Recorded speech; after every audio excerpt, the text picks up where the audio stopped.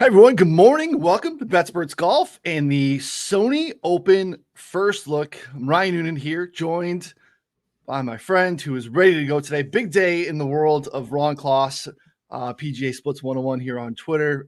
Massive Michigan football fan.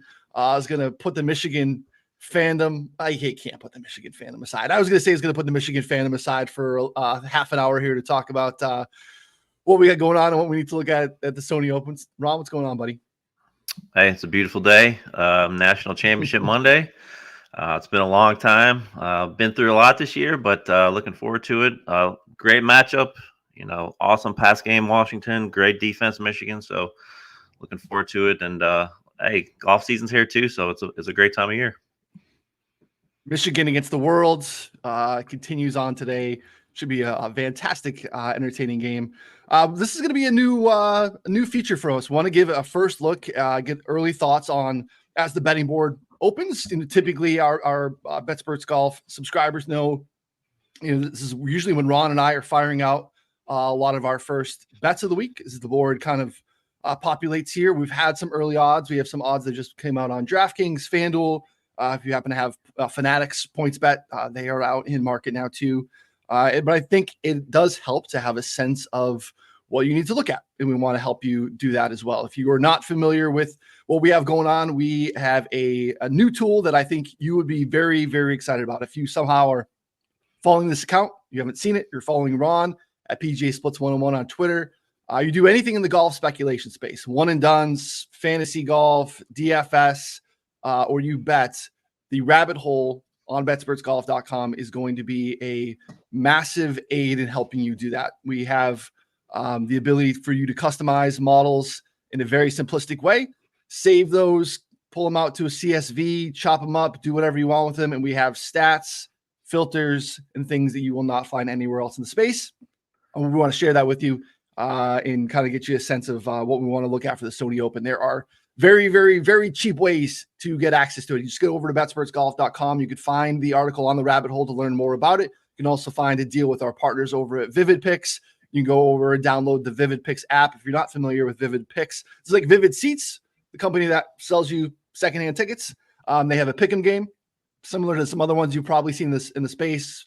Prize Picks, Underdog, some prominent ones that are out there. Same premise. It's a DFS pick'em style game. But you can use our promo code BetSpertsGolf, sign up with them, $5 play and deposit for Vivid, and you can get a full year with us over at BetSperts Golf.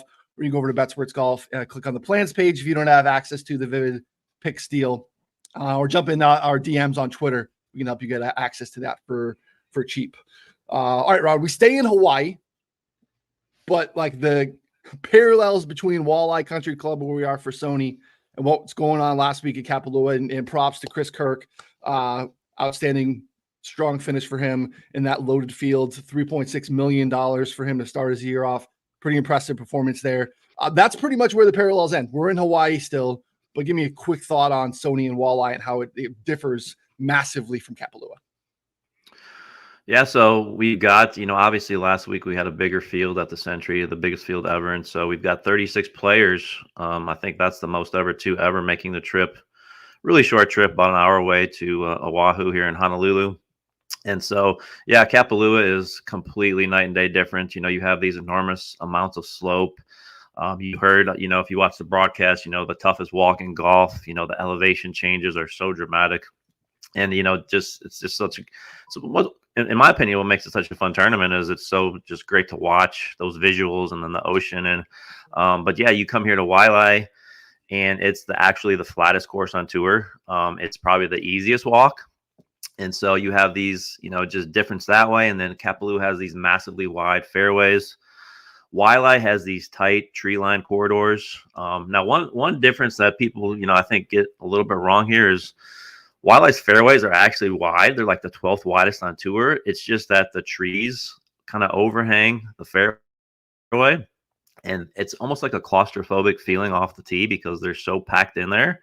But the fairways itself have some width to them. It's just if you're off the fairway, you're going to be hitting, shots to the green that are going to be, with trees in your way. And there's going to be all sorts of obstacles that way because the angles are so acute. There's like 6 dogleg holes And then the greens, the greens are another huge difference. Obviously, Kapaloos are one of the biggest on tour, but a lot more slope and grain. Waialaes they're smaller, they're flatter, and they're much easier to putt on. So just complete night and day difference between these two courses.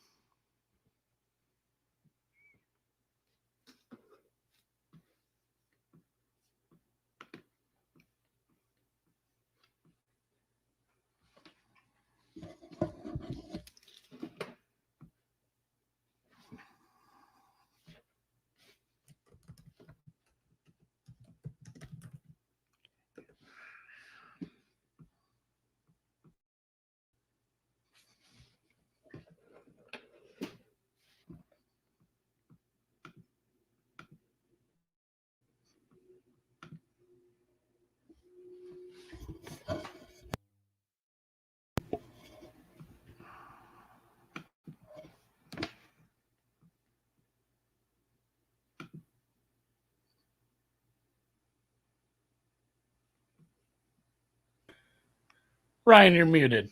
I have no idea why no one's saying anything to you. Sorry, I'm going. Ron's texting me. I'm sorry. I'm looking at the odds board. I apologize. So a new field is what I was blabbering on and on about. Is so we typically have these guys that come here year over year, and course history is pretty sticky. This year is a little different because we have some guys that seem to be good fits, but haven't been here annually, and they are at the top of the board. Ludwig Oberg, Tyrell Hatton, Matthew Fitzpatrick. These guys are not typically here. They're currently at the top of the odds board to open up. We got Will Zalatoris back, who we haven't seen for a while, which I'm excited about. He seems to be maybe a little bit shorter in the odds boards than I thought he would be to open. But let's take a look at some of the stats here that we have. We'll bring up the rabbit hole and kind of walk through some thoughts here, Ron, and just give people a look at it. And you can see some of the things that we can do to maybe tell the story about what matters here in a way that's maybe different than what people have been able to do before. If we could bring that up here, Andy. Sorry about that. I was looking at the odds board and talking into the abyss. All right. Pretty straightforward tool. If you have not seen this or used it before, you can manipulate the field. We're here at the Sony Open, obviously. There are all these filters that you can mess around with here, change your rounds, change your time frame. There are conditions here. The list is long and vast, and I think allows you to, again, tell a story that's maybe a little bit more whole than some of the stuff you've been able to do in the past when you're looking at customizable stat databases like this. You're just looking, like I said, the top of the field. You see some of these guys that we're talking about. Oberg, not a great performance last weekend here in his debut at Kapalua. A guy that's very straight off the tee, which I'm going to be interested to see how that plays here a little bit too, Ron. But let's just look at who's been playing some really good golf as of late. There's some really key ranges from a second shot standpoint here. We talked about positional golf. You have to be really good off the tee, but everyone ends up in that like 125 to 175 bucket in terms of approach, and we can capture that here real quick. Is there anything that jumps out to you in terms of those guys at the top of the board while I bring this up that haven't been here before, but maybe how they fit for this course? Yeah, so this is a huge course history layout here at Waialae. I think there's only been one debutant who's ever won here, and at least in the past 15 years. I know Russell Henley won, I believe, in 2013. But course history is actually the second most correlated here to performance, second only to Augusta National. And so, it's a little hard to put your finger on why, but I just think this course is unique in a lot of ways, whether it's, just the dog legs, the positional nature. The rough is longer than you'd expect. Like, it's 3 inches here. It actually used to be 2.5 inches until last year. They bumped it up a half an inch. And so obviously they're playing from Bermuda grass wall to wall. And so obviously we saw some of that last week in Kapalua, where, it's just tough around the green when you get that Bermuda grain, especially if you're hitting into the grain. So it can be a little tricky around the green here as well. So kind of bring that into play a little more this week as well. But yeah, I think for me personally, even a guy like Aberg, just as talented as he is now, he's already proven he can win at courses he's never seen before. I think this one you have to also take into mind just how tough it is for a first timer. So that's in my thought process as well. Probably with him being at the top of the board, kind of bypassing him this week. I think Fitzpatrick, who's never played here, I think maybe his game is a little better fit. But, for me, you have this range where you get into the 20s with, Henley, Harmon, Corey Connors, you look at Chris Kirkson there at 35, a guy like JT Poston, who had a great week last week. Matt Kuchar obviously plays good here every single year almost. Just those guys who are very positional in nature with how they go from point A to point B on the course, who have good short games, who can putt on Bermuda greens. Kind of that group of guys is who I'll be looking at mostly this week. Yeah, I agree with you. Like I'm surprised actually that Kirk's still out there at 35. We'll talk about this often and just kind of joke about it. Andy and I often do on the betting shows. Like we want form, and then you win, and it's like, well, we cross you off the list. Like you got too much form. We got to look somewhere else. I thought Kirk would be a little bit shorter, to be honest, after the win. Him being still out there at 35 is a little bit interesting. I have to think about that a little bit more. But just want to show folks here too what you could do in cutting up this data here on the rabbit hole. You can see here looking at fairway approach accuracy. We talked about how important it is to be in the right position here. Ron talked about the fairways being a little bit wider than the perception, though positional golf matters quite a bit. You want to be in a spot where you can set up and get that second shot. These are smaller greens for you to be able to score here. So you can cut up from a fairway proximity range, which I think is really is important. We're just looking here. This is capturing currently the last 6 months with all rounds played, but you can manipulate that. You want to go back the last 5 years, you could do that here. You want to go for the last 8 rounds, 100 rounds, you can go way back and do that too. Let's take a look too, Ron. I want to do a couple things off the tee because I think there's some ways that we can capture this that I think are a little bit different. We talk about accuracy off the tee, and I think accuracy is very, in terms of how driving accuracy is captured, it's a very binary stat in terms of like fairway, no fairway, right? And that can be a little bit noisy in relation to like telling the actual story about how someone is off the tee. Now, that is something that you could put into your models here, which I think is something that is unique in the space. You can also capture total driving, which again is a flawed stat, but a stat that does tell a story in terms of combining your distance and accuracy into a single metric. Good drive percentage is a shot that's going to allow you to, your drive puts you in a position to get on the green on your approach shot. I think these are all interesting. I like taking a look at driving accuracy together with distance from the edge of the fairway, because I think that tells a story that's a little bit more in terms of a consistent driver off the tee from an accuracy standpoint. So you can do that and tie those together. For me, when I'm going to create models, very simple. If you wanted to do that here, all you do is hit this plus column. It's going to add it to a list. And then when you hit this create mixed condition model, it's going to take you to a page where you can weigh the percentage of how much you want to weigh each stat. We can do it real quick at the end. But like for me, when I want to capture accuracy this season, I think I'm going to do a combination of both, where I'm always going to have accuracy and distance from the edge of the fairway, and then just weigh them in a way that just, doesn't give them too much weight, but just kind of captures. So say if I wanted to weigh it 10%, maybe I go 5 of each. Because I do think you'll see a story where the guys that are distance from the edge of the fairway guys are your historically really good drivers of the golf ball. You can see here, just looking at it real quick, we have, pretty small sample for some of these guys up top. Ben Coles is a guy that has had a nice little run on the Korn Ferry Tour. Aaron Rye's a guy that we always think of as an accurate driver. Siwoo, the defending champ. Brendan Todd is definitely an accurate driver. And you can see, right, there's some combination here of accuracy off the tee and distance from the edge of the fairway. But you get a little bit more of a different story in terms of Hideki, our former champ here, who is not necessarily popping in like the yes-no accuracy stats, but in terms of where he is historically from the edge of the fairway, he puts himself in position, I think, to score. Ron, hey, let me interrupt you for a second real quick. So this is a feature that I think, is really unique to our site.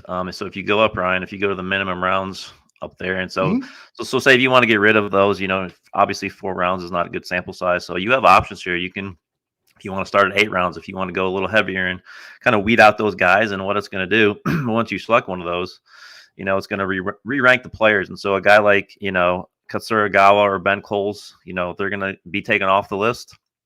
and you could kind of re-rank players that way, and you get maybe a more accurate perception of those guys. But yeah, like you said, I think you made a great point, because when you're looking at distance from the edge of the fairway, for me, especially on a course like this at Waialae here, where you could be in the fairway, but you still may have to deal with trees overhanging. And so this course, like similar to Harbor Town or somewhere like that, you want to be not only in the fairway, but on the correct side of the fairway. And so when you're looking at distance from the edge of the fairway, that stat, kind of like you said, that shows the guys who have that pinpoint accuracy, who when they miss, they're not missing by much. And so, yeah, when you combine those together, like you see Brendan Todd, he's obviously one of the guys I like this week a lot. Aaron Rye, like you said. So yeah, I think that's just a great way to kind of merge those two together. And I think a lot of people still, for me at least, good drive percentage is the key stat for this, because basically, I think a lot of people are still a little confused on what that means. Like, good drive is almost more of an approach stat than it is off the tee. But it's kind of both ways. But basically what it is on all par fours and par fives, it's the number of fairways hit plus the numbers of greens in regulation if you miss the fairway on your tee shot. So basically, it gives a really good idea of players who, even if you miss the fairway, you're a good player out of the rough. Wherever you end up at, you may be in a bunker, but you still have that talent to get the ball to the green. And so I think when you combine, good drive percentage with accuracy and distance from the edge of the fairway, again, that distance from the edge of the fairway stat, the only where you can find it is here, where you can actually customize it. You can rank it. You can look over different time frames. I think that's a very powerful tool here. Yeah, no, I totally agree. Now, we also have another thing that we were talking about before the show, which is new for us, because we had just pushed through some pretty exciting updates in the past couple of days. And I have not played around with this at all, but I want to take a look at a unique filter that I want you to tell us about here. If you go into the filter by condition section, and you can see here, you can cut this up in a ton of ways. I also think, there's their ability to create maybe too much of, be careful, like putting so many of these filters on together. I think it's important to maybe like put a filter or two and take a look. When you start to get into, like, I'm going to put all these filters all at once, cut up the data, you're going to get yourself into a pretty noisy sample size. Either you're going to have to go back so far to pull a meaningful sample size of the data that it might be kind of meaningless. So I think there are times where, like, you want to look at a couple of these together, maybe one at a time, and pull it, and then go back and take a look, and then reset and pull it, if that makes sense. So you start to click all of the specific conditions, you're going to get into some really small sample sizes where, like, one event matters, and now you're having to get to 20 rounds, you need 5 years of the event, and a lot can change in a guy's game. But less than driver run is an option for us here. As I scroll down, you can tell people about how we are capturing that and why you think that matters here.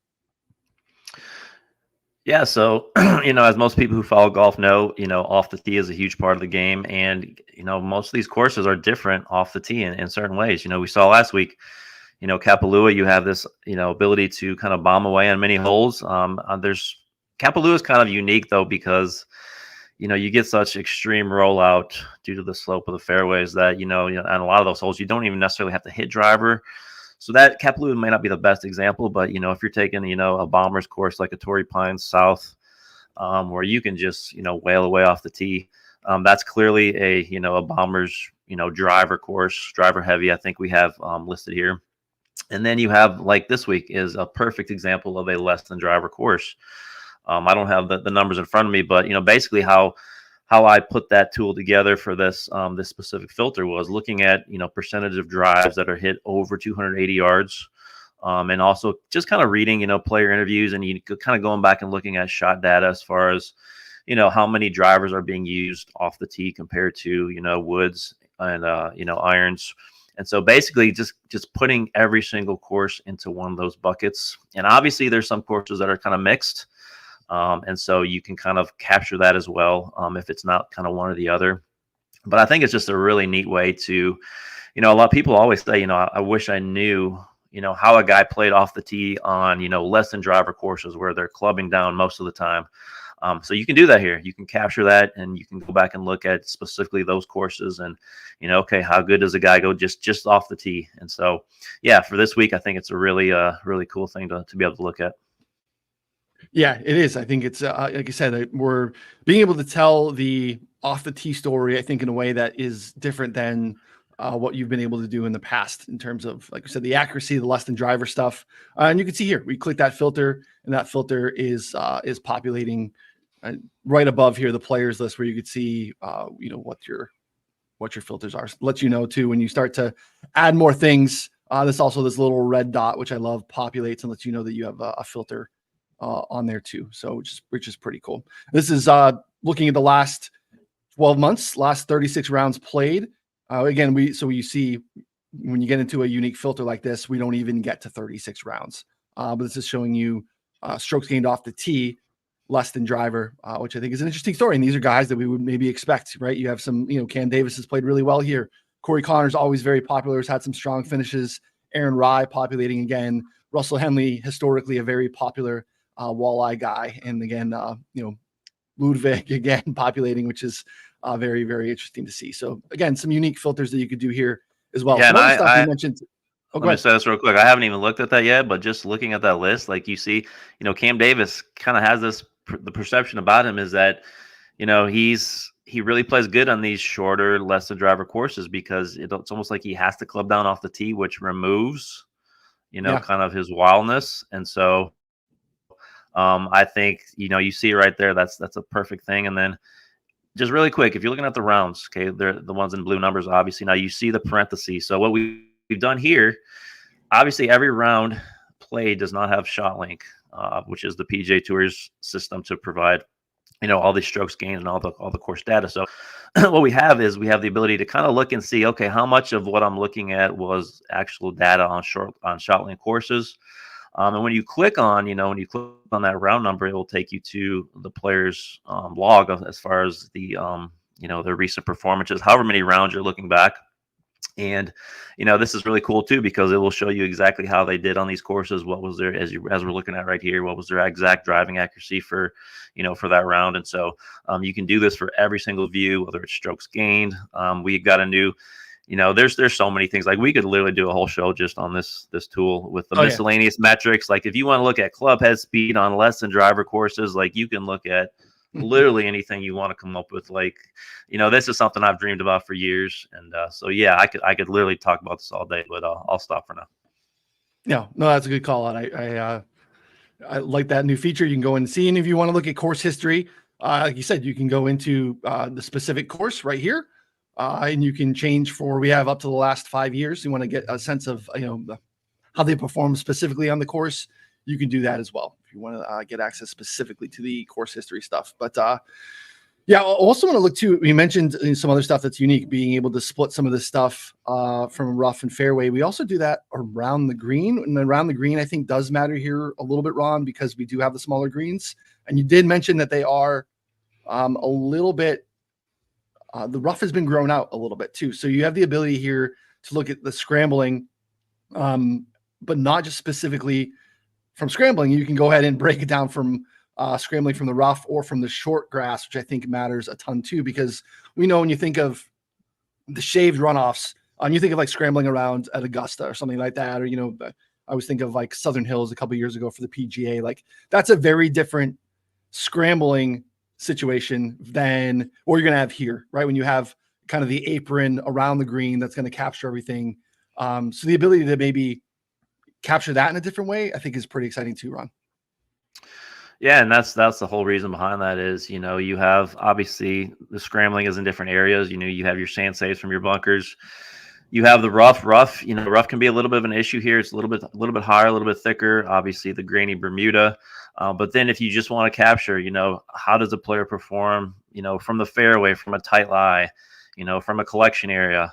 And obviously this doesn't account for, is it on a slope, things like that. But, just from, we hear all the time about how tough it can be, even, us who golf ourselves when we play, it's harder, when you're on those tight lies to get it to the green. And so, it captures that really well. And you can even go in the filter, in the filter by condition area, and we have specifically courses that are tough, in that area, who have tough short grass.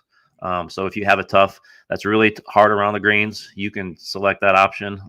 It's way like keep going there, but yeah, it's when you get in the around the green section, a little more down. Keep going. There's so much on here. It's unbelievable. So yeah, scrambling from the short grass. So if you selected how does a player, on difficult courses in that area, it will take you to just those courses that are difficult around the green, from tight lies. And so, yeah, that's just another way you can just analyze, that around the green area. Yep. Very, very straightforward. We're not going to run the model all the way through for you, but show you real quick how easy it is to do it. You can come back to our betting preview with myself and Andy tomorrow. If you want to read Ron's preview, that'll be on the site if you want to know what Ron is putting in his model. The cool thing, too, that you can do for our site as well, obviously, you could save all these when you're building all these out. If you want to run just like, hey, I run the same model every week. I don't want to have to rerun it all the time and populate it. It will save. You can just come in and push the button, rerun it with a new field updated, and have that. You want to look at you just build a baseline form model or scoring model or a recent form approach, whatever you want to do. You could save all these. You can also get access to models that we build every week too. You go here into the view expert ranking section. You can go ahead and get what we have here from our staff.